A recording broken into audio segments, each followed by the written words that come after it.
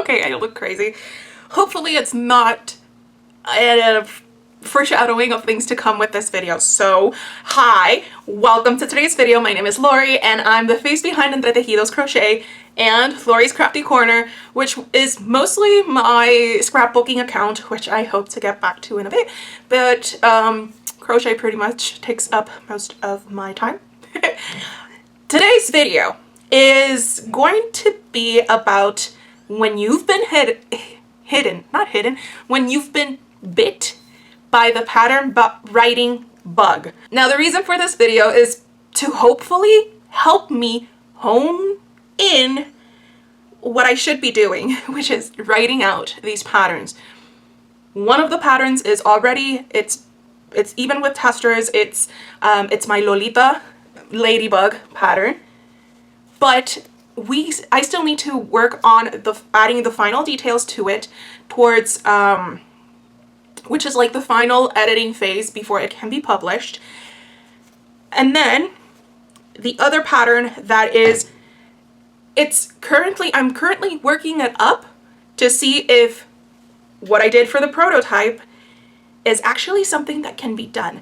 Because when we're designing patterns, it's not just like, oh, you know, it's to have something that's passive income and, you know, you buy it and that's it. And no, at least that's not for me. What I plan with when you purchase one of my patterns is that you're able to come back to the pattern time and time again and make something pretty, something cute, something adorable, something functional with my pattern.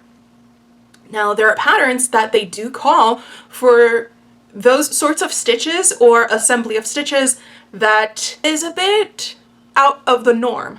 However, I believe that in order for a pattern to be timeless, a pattern that, again, as I mentioned, you can visit time and again, it needs to be doable. And of course, you know, if you really put your heart into it, you can definitely make whatever pattern, but also that it has some sort of like functionality and in a way that it challenges you to play around with your stitches. With the I don't even know what to call this, but with this pattern, what I'm trying to do is, yes, I was able to achieve this. However, if I write it out, if it's readable, if it's easy to follow, that's why this would be like base part of pattern writing, which is I've already made the prototype. Let me work another one up, make sure that the first notes that I've taken actually make sense, and then go from there. Then the other pattern that I hope to work on, I don't think I'm going to be able to finish it this week because of the size of the project. Now, I have a kitchen curtain pattern that I've been meaning to translate it into a blanket. And as I kind of hinted at it in last week's video, to be able to make that pattern into a blanket, and I believe, like in my mind, it's pretty simple, it's pretty straightforward. But again, I want all my projects or all my patterns to be able to be made with whatever hook you want, whatever size yarn you want. If you want to use double-stranded, triple-stranded, really the sky's the limit.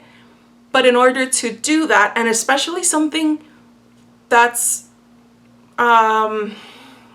like a blanket, where there are like standard sizes. With my kitchen curtain, I give you the multiples of how to, like, you know, if you want to make it longer or shorter than the one I made, this is what you should do. And then the other rows, this is what you should do to make it bigger or longer, or, you know, that sort of thing. But because the pattern is adjustable, but most of the time, at least from the patterns that I've seen for blankets, you have like a set amount, like a standard size, like a lovey size should be like this. twin sized and so on and so forth, and I want to do the proper math. I want to do the proper math with it. But I think the first thing that I'm going to do with that is to work up the first pattern, make sure that the pattern that I have can be translated into a blanket, and then go from there making other tweaks. But then again, I don't think this sort of blanket pattern is going to be like, oh, you know, expect a tester. Like, I finished the blanket, expect a tester call next week. Mainly because of all the little details that go into designing a blanket pattern. But I feel like after I design that, like, I can do so many other things with that. And the reason that I want to work on a blanket is because, and I've mentioned this in previous videos, my goal is that my sons and my nieces and nephews have their own titi made this sort of pattern. Like, auntie made this blanket and I've had it for like 20 years sort of pattern, because I have blankets like that. I have a blanket that's my same age. It's 35 years old. It still works. It like, sure, it has some wear and tear, but it's still viable. There's another one, I believe it's like 17 years old, that my grandmother made for me when I graduated high school. Oh my gosh. And then the one that's my same age was made by my great grandmother. So you know, these are what I call heirloom pieces, and I would love my kids and my nieces and nephews to have the same thing. Now, so far there are 9 or 10 kids in our family, and so far I've only done the one blanket that I finished last week. The next one, and yes, I know, like, hey, there's no rush, just whatever. Like, if they're supposed to be timeless pieces that they can have it for, you know, an X amount of years, doesn't matter when they get them. Yeah, I know, but I kind of want to. I kind of want to.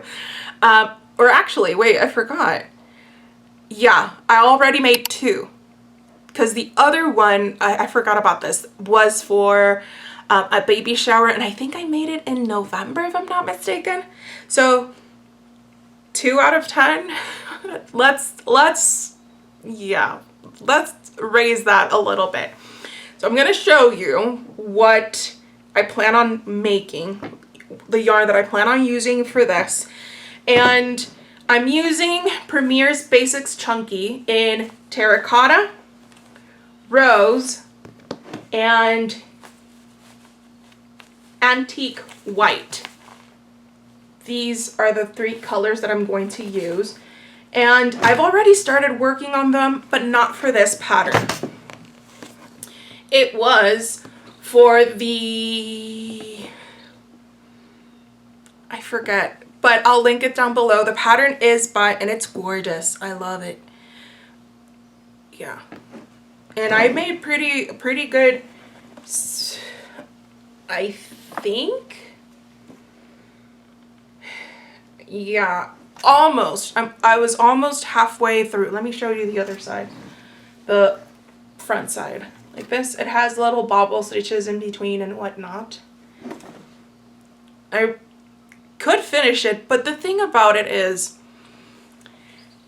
when I make the baby not the baby blankets, when I make these blankets, I don't want them to be like this dense, because all of the people, all the kids that are getting these, they currently live in Puerto Rico, and yes, they might have air conditioning and whatnot, but it's not typical to have really cold nights.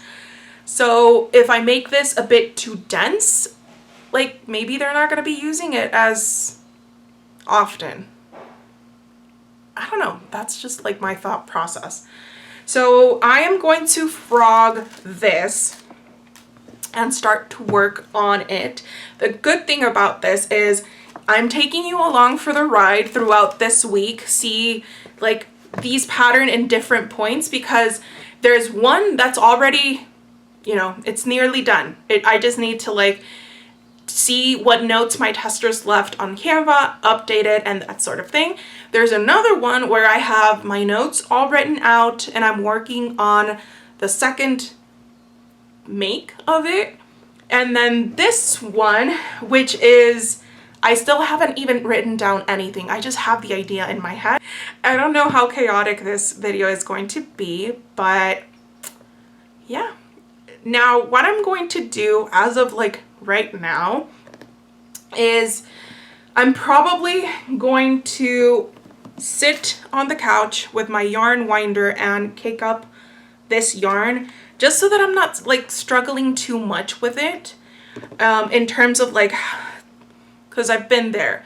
Oh, let me be a bit more organized and frog one project as I'm working from the tail that I'm pulling at. No, I've been there, done that, don't want to do it again. So I'm gonna frog this up and cake it and then go from there. I am going to use, if I can find it, an 8mm crochet hook.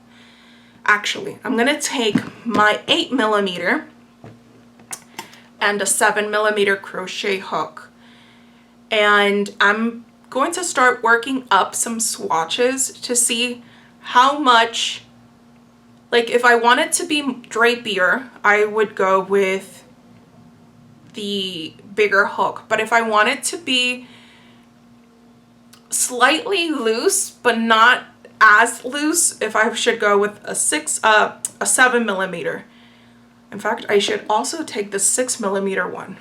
I'm trying to film at the same time my brain is like going on high, because at the same time it's like, oh wait, I can explain this. And maybe that just has to do with Crafty ADHD, that I'm like, oh yay, squirrel, oh yay, let's go, oh yeah, I love this, that sort of thing. But anywho, I'll jump back in and update you all in a bit and go from there. Bye. Hello there. So it's been a couple of days since I first started filming this video, but I've been doing a lot of behind the scenes, sort of behind the scenes. Wow, that's so we left off that I was trying to design a blanket pattern using my kitchen curtain pattern, and it's coming out. It's coming out. For anyone who designs blankets, you know, you guys are amazing, because it's not just, oh, it's just rows going back and forth. There's so much more involved, because there are patterns out there that are like one row repeats. I have made blankets that are 6 or 7 rows. I'll look up the picture, because that's to date, that's the longest project that it's taken me. It took me a year to finish, and it's also one of the biggest. And I'll include the picture over here. It was commissioned by my mom. She wanted to use it as a throw for her couch, and it's just how she chose the colors, and it just chef's kiss. But getting back to the whole blanket thing, like, it's not as easy as writing up a plushie pattern as like writing up a blanket pattern. But I did crack the code. That's how I see this. Like, I did crack the code for writing up, well, not writing up, for how it's going to, where I'm going to put my stitches and how things are going to be done. This is just a swatch. It's just a small piece of the blanket. Well, not a small piece. It is, because if you're not familiar, swatches are like, this is how you can get an idea of how much yarn you're going to use for a project, and how is it going to look if you need to make a couple of adjustments based on yarn, hook, and your own tension. And instead of like, you know, closing my eyes and like jumping in feet first into like, okay, this is what I'm gonna do, I did a swatch of my own pattern to see how it would work out. So we have the first row, the second, which are these pretty little shells, and then the third. The second and third rows were pretty, like, they just fell off the hook, sort of, so to speak. But it was this part, how I transitioned from row one to row two. It was the one that I would like start working it up, make my notes, this is gonna work, and then when I placed the other row on top, it was like, no, and then I would like be crossing out things on my notebook. But this is something that I can work with, and apart from like giving you this very chatty update, I'm also going to include a couple of behind the scenes of how I write the patterns, how I take pictures of it, for like the process pictures within the pattern, because I'm going to do that for the blanket pattern. And also I cracked the code for the coaster. I know it doesn't look like much, but it's the very colorful coaster. And I think I need to come to terms with, like, I still am going to see a bit of a seam here where you join, but one thing that I know I'm going to do is to suggest, this is using a 7mm crochet hook, and this is chunky 5-weight yarn. And if you noticed, it kind of puckers up at the beginning and then it kind of fans out, even though it's the same stitch count. So what I'm going to do is to, when I make another swatch, it's to use a bigger hook when making the chain, and then once I'm ready to turn over, chain one and turn, turn over kind of sounds like a fritter or an apple pie or something. So when I'm ready to make row one, I'll just size down to the hook that I'm going to actually use. If you've seen my curtain pattern, like, this is very much the edge. It's like that wavy edge because I like that style for like a curtain and whatnot. But for a blanket, I kind of feel that you need to have it squared out. So I need to figure out how I'm going to finish off and have the same amount of double crochets or half double crochets at the beginning, and then once I'm done and I'm going to finish up the pattern. The other thing that I needed to make sure was that my curtain pattern has a sort of border, but for a blanket, in order to maintain that structure, I kind of had to go back in and really stress out the need to work into the top of the chain so that you could have like those straight edges in a blanket. I'm telling you, my respect for those who, you know, persistently and continually write blanket patterns, because there's just so much into it. And I haven't even gotten into the point where I have to, well, I don't necessarily have to, but I would like to include a sort of table or graph where these are the standard sizes of a lovey, twin sized, king sized, you know, throw, lapgan sort of sizes, and then another one where I can kind of help out with how much yarn you're gonna use or gonna need. And I know this is like it really depends on what yarn you're going to use, what hook you're going to use, but it just to give the person an idea. Oh my gosh, I'm writing out a blanket pattern. And I'm pulling it up on camera, and this is one side. It's reversible, really. But here, it's like the shells, the shell borders are much noticeable on one side. Of course, if I build up another row, it'll be noticeable. Oh my gosh, I'm excited. So the other thing that I really need to get like hone in, and this is why I was like, okay, this week's video is going to be pattern writing sort of thing, because I don't know, I just got hit with a bunch of pattern ideas, and it's one thing to get pattern ideas, and then it's a whole completely other thing when you're working that idea into yarn. Sometimes it doesn't come out exactly how you wanted it, but this time around it has.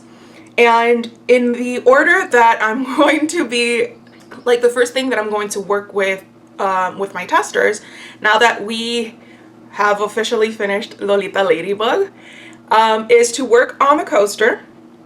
After the coaster, I have a turtle. It's going to be like a springtime candy sort of inspired turtle, of which I've already made the changes for the shell, because since it's going to be a turtle where you pile on the things very much like toppings on an ice cream, I wanted the shell to not be as bulging upwards. I wanted it to be a bit more flat so that it's easier if you want to add all of the add-ons or some of them and so on and so forth. And it's coming along. It's coming along. I think the biggest hurdle for me was the shell, like how high, because I also wanted to look like a turtle, not like a table or something. So, you know. And then the other thing that I need to work on, but I already have like my notes written out, is working on the toppings or the add-ons, so to speak. After that, we are going to work on a lightning bug, or no, they're not June bugs, lightning bugs, firefly, in Spanish, cucubano. In tune with Disney movies, it's Ray from The Princess and the Frog. So, and then hopefully after that on the blanket pattern. But when I say that I'm going to be working on, it's not that, oh, until this is done, I'm not going to touch the other patterns. No, as you've seen, I've been working on 3 patterns at the same time, but I'm trying to organize them in like a reasonable timeline. I know for a fact that the blanket pattern, it's probably going to get at least a month-long period of testing, at least, because I know that blanket patterns do take time, well, to work up and whatnot. And like this one, it's pretty easy, pretty fast to work up. And then the lightning bug, hopefully it's going to look like Lolita Ladybug's cousin. I know I say this a lot whenever I'm talking about I'm making this or I'm designing this pattern and whatnot, but I'm really excited about this. So if you count Bonita Butterfly, which is my free pattern that was made with in collaboration with Charlotte's Craft Creations for it was my 5K and her 4K celebration thing on Instagram, of which I need to make the free YouTube tutorial for it. I'm telling you, there's a lot of crochet chaos happening, and I love it. I love it. But the fact that if you count Bonita Butterfly, will have released 2 patterns in January. February is looking like it's going to get 2 patterns released as well. And then hopefully if I can get this pattern ready for testers within the next week, hopefully in March I'll have the blanket pattern for release. 5 patterns in 3 months so far. Oh wait, the turtle. Oh my gosh. Oh my gosh. Anyways, so let's get cracking. Let's make the best use of the day and come with me as I prepare my patterns.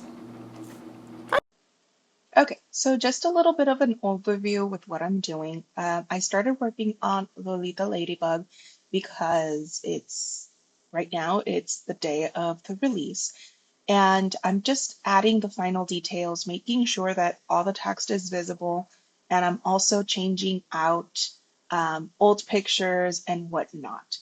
Then I copied the Lolita Ladybug pattern because since I'm going to work on the coaster pattern, it kind of has already like the format that I want. So I'm just, as I mentioned, I'm switching out. I took out the pictures of this as well. I took out the little arrows that I use. I started erasing a bit of the pattern, of the old pattern, and then adding in the new pattern. Just working on it a little bit, and after that, I did the same thing for the blanket pattern. But here is a little behind the scenes of how I take my process pictures. So I use this lilac pattern, cardstock that I've used for, um, scrapbooking, and it gives it a nice solid and easier to see background for taking the overhead pictures for when I'm adding them to the pattern. And all of my patterns come with this little with this page where I just add what I used and like in terms of yarn, in terms of hook, and how if I used safety eyes in this particular project or not. But since I'm working on the coaster pattern, I'm not like I just wrote out the yarn that I used, if it's single stranded or double stranded, and if I what hook I used and the final size. Then, as I mentioned, I copied that the coaster pattern to make the blanket pattern. If this is like, oh my goodness, this is so hectic and crazy, yes, it very much is, but I don't know, somehow I just make sense of it. And I did the same thing. I pulled out the things that I needed to pull out and then began to take some of the process pictures to start adding them into the pattern. As I'm working with my testers, I also add some other photos that they might think that are needed. Like, oh, it'd be nice if you included this sort of picture. So as we're making a pattern, I don't just make the one thing. I'll have to probably make multiples of it. And then, because at the same time, I was working on all four of my current patterns, which are Lolita Ladybug, the coaster, the blanket, and the turtle. And for the turtle, I just copy the Katie Cake turtle pattern and changed the. So I forgot to show you something that arrived yesterday, but before I share that, this is what I have, and this is one of those things where I'm just trusting the process because I know in my head it'll look good, but I think the fact that I used a busy yarn for the main color is what's throwing me off. But this is what I have so far for the turtle. I need to make the head, which I'll probably do once I'm done because as I'm filming this, Lolita Ladybug releases this afternoon. And I still have to assemble my last two ladybugs. I'm trying to hold myself, like, let me finish those two before finishing the other one because I have two unassembled ladybugs. And I started a third one, but this one I'll just work it up like over the days because I kind of also want to have like a sort of structure, if you will, when it comes to this whole craziness with pattern writing. I've put it there as sort of like a motivation to, like, once I'm done, I need to finish up the Lolita Ladybug pattern, make sure all the pictures are there, make sure that the links to my testers' profiles are correct and they work, And then the last little bit that you saw is I went into my Katie cake pattern, which is the one, it's my dessert sort of turtle, and I made a copy of it. I took out a couple of the pictures, and then that's kind of where I left off, because I know not all of them, but some can be used, and I kind of got like the light bulb sort of thing that since I made this new turtle the same size like width-wise, you can mix and match the toppings and the add-ons from Katie Cake with this one. And I was like, oh my goodness, because so far the only thing that's different is that the number of repeat rounds. This is unstuffed. It doesn't look like much, but it'll be like a lower, a slightly lower shell. Oh my gosh, I don't know if I'm making sense, but so after I'm done working with the coaster, I'll start adding the add-ons. I will, because that's the thing that's, you know, in order to have a bit more of like structure, is I'm going to finish the turtle part of the new turtle and then start working on the add-ons. Since I have, because this is the Bloom Chenille one, I think I'm going to keep the add-ons for this one at least a bit on the pastel white, off-white sort of colors, so that it doesn't look like too much. Because the inspiration for this, it'll have hearts, it'll have chocolates, it'll have flowers, maybe a little bee. So very like bright and sort of, yeah, that's where I'm going on. That's the route we're going down. That's the rabbit hole we're going down. And thing that I was going to show you is I got the new Parfait Chunky colors from Premier Yarns. So it'll just be a really quick release. Well, not release, ooh. Oh, they are soft. Reveal, and then I think I have, yeah. I'm going to later in the other update, because I really need to hunker down and finish what I set out to do. I'll try and pull from the skeins that I have here so that we can have a comparison. I know Kelsey from Atomic Crochet, she kind of did a side-by-side of a few of the colors.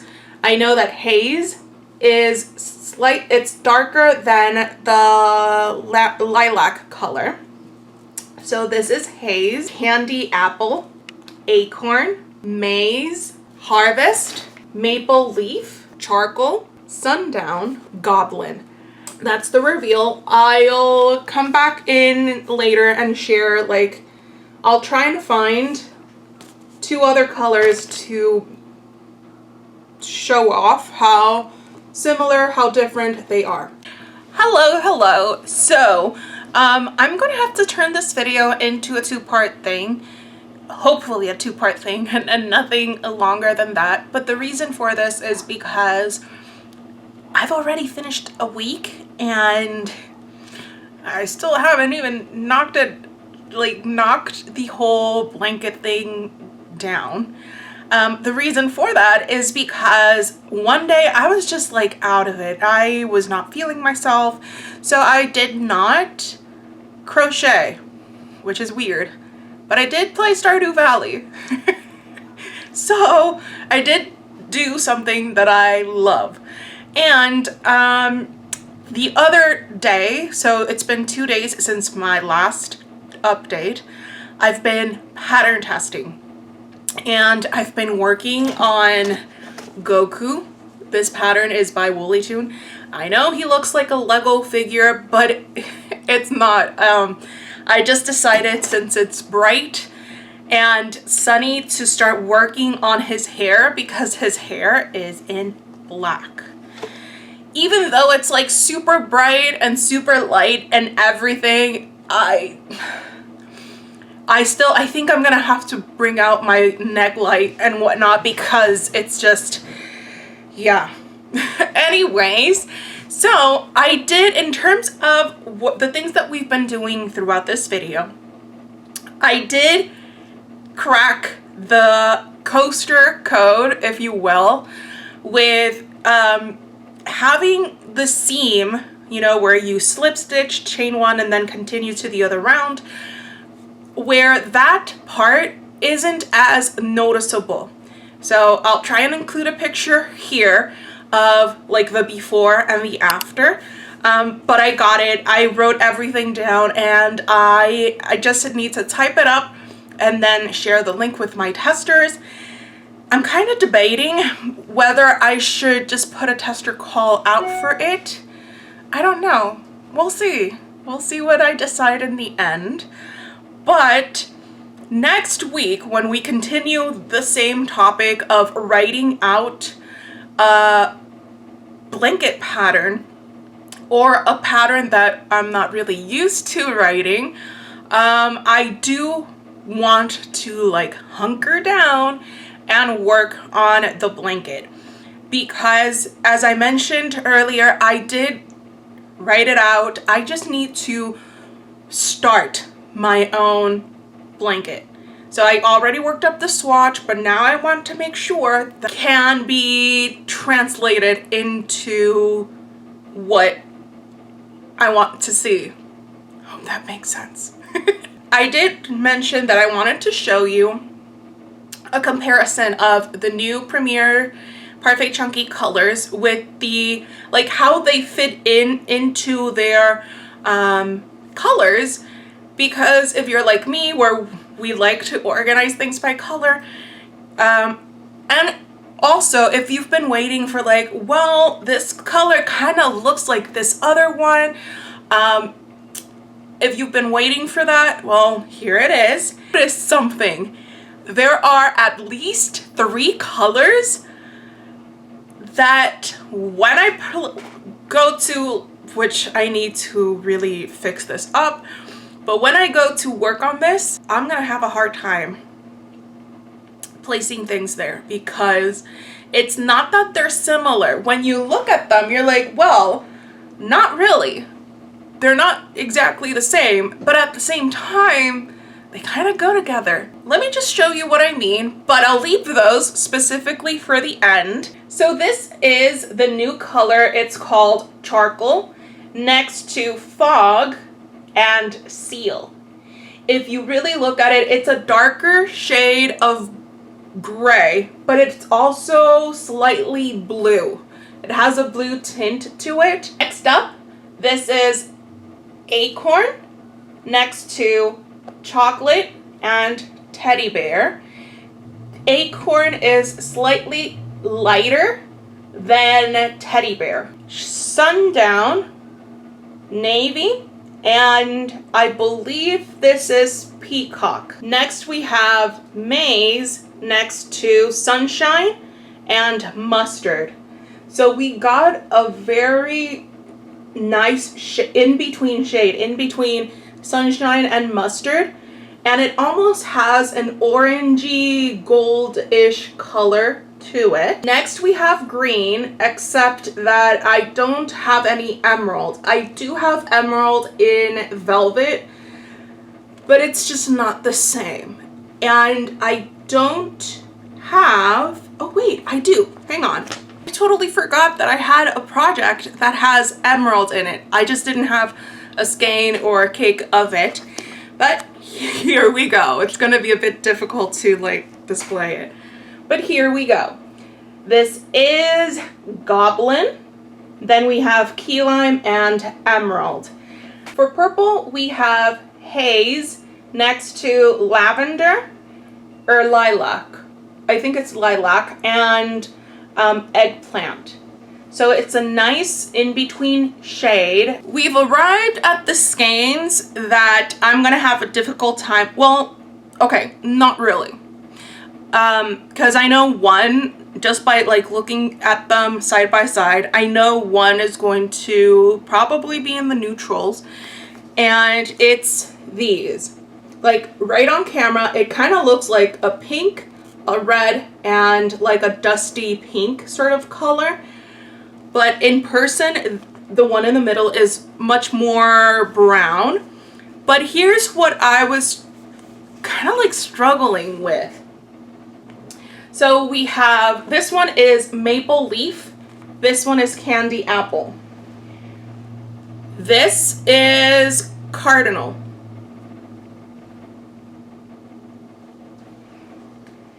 And this is poppy. They all kind of go together, even though this one is clearly like a brown. And then when I was pulling yarn out to compare them, candy apple with bright pink next to it. And then at the same time, like bright pink could go with this one.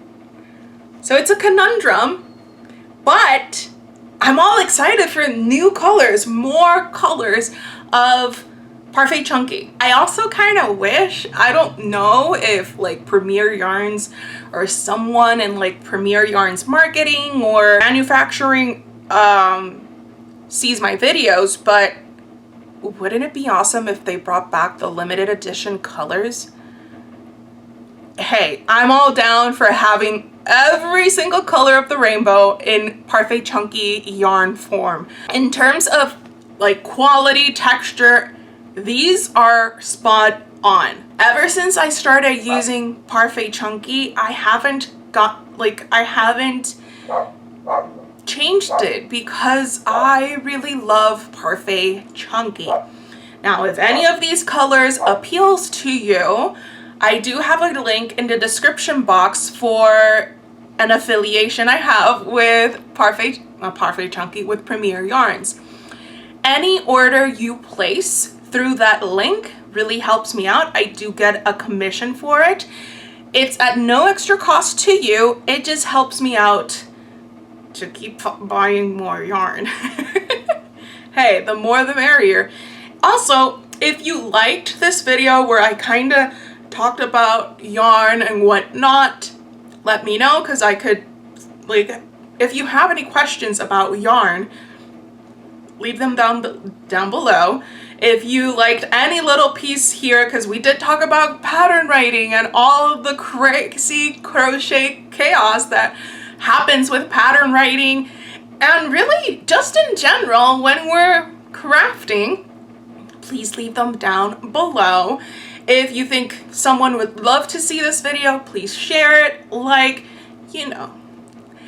But stay tuned for part 2, where hopefully we will have a blanket or at least start our blanket. And yeah, that's today's video, and I'll see you back soon with another one. Bye guys.